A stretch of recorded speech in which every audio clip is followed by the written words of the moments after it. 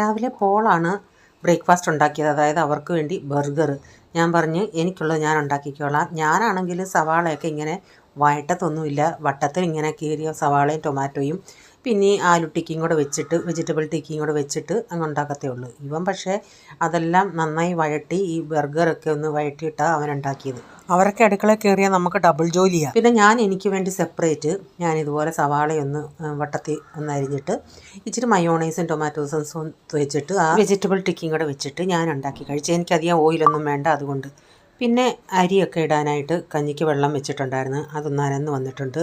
അരി ഇട്ടു. എനിക്ക് എന്നിട്ട് ജോലിയെല്ലാം പെട്ടെന്ന് ചെയ്തിട്ട് ചിക്കൻ അച്ചാറിൻ്റെ ഓർഡർ ഉണ്ടായിരുന്നു. അപ്പോൾ ചിക്കനൊക്കെ രാവിലെ വാങ്ങിച്ചുകൊണ്ട് വന്ന് ഇനി അതിടണം.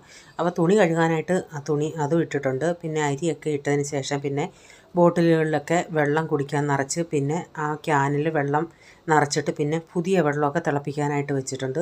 അപ്പോൾ പെട്ടെന്ന് ഒരു ഉരുളൻകിഴങ്ങ് മെഴുക്കുവരട്ടി ചപ്പാത്തിക്ക് ഉണ്ടാക്കാമെന്ന് വെച്ചാൽ അതിനായിട്ട് സവാളയൊക്കെ ഇങ്ങനെ അരിഞ്ഞെടുത്തതിന് ശേഷം സവാള ഞാൻ ഇച്ചിരി വെളിച്ചെണ്ണ ഒഴിച്ച് കടുകിട്ട് പൊട്ടിച്ചിട്ട് ഇത്തിരി കറിവേപ്പില ഇട്ട് പൊട്ടിച്ചിട്ട് എൻ്റെ അരിഞ്ഞ സവാളയും കൂടെ ഇട്ട് വഴറ്റി അതിലേക്ക് ഇച്ചിരി മഞ്ഞൾപ്പൊടിയും ഉപ്പും മുളക് പൊടിയും കൂടെ ചേർത്തതിന് ശേഷം പിന്നെ ആ ഉരുളൻകിഴങ്ങ് അതിലിട്ടിട്ട് അതിൽ കിടന്ന് തന്നെ ചെറിയ തീയിലത് വെന്ത് വരും.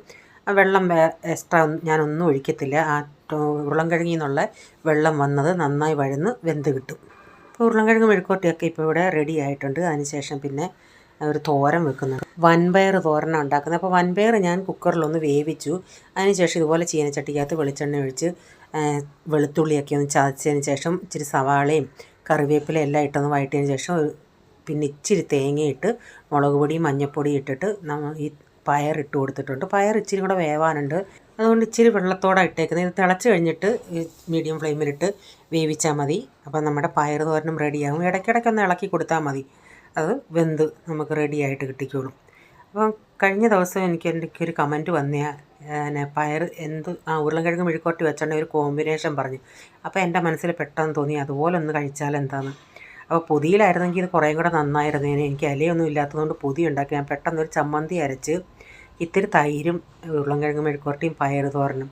ഇലയിലായിരുന്നെങ്കിൽ ഇത് കുറേയും കൂടെ നല്ലതായിരുന്നു. അങ്ങനെ ഉച്ചക്കത്തെ ഊണിന്ന് നല്ല അടിപൊളിയായിരുന്നു.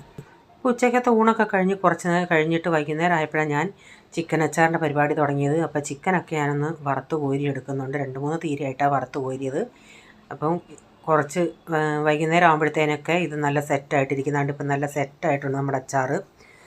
ആർക്കെങ്കിലും ചിക്കൻ അച്ചാർ വേണമെന്ന് താല്പര്യമുണ്ടെങ്കിൽ വീഡിയോയുടെ താഴെ ഞാൻ നമ്പർ കൊടുത്തിട്ടുണ്ട്. ഇന്ത്യയിൽ എവിടെയും കൊറിയർ ചെയ്ത് കൊടുക്കുവേ. അപ്പോൾ ഈ വീഡിയോയുടെ ഫുള്ളായിട്ടുള്ള വീഡിയോ ആർക്കും കാണാൻ താല്പര്യമുണ്ടെങ്കിൽ ഞാൻ ബിജീസ് കിച്ചൻ ചാനൽ വ്ളോഗിൽ ഇട്ടിട്ടുണ്ട്.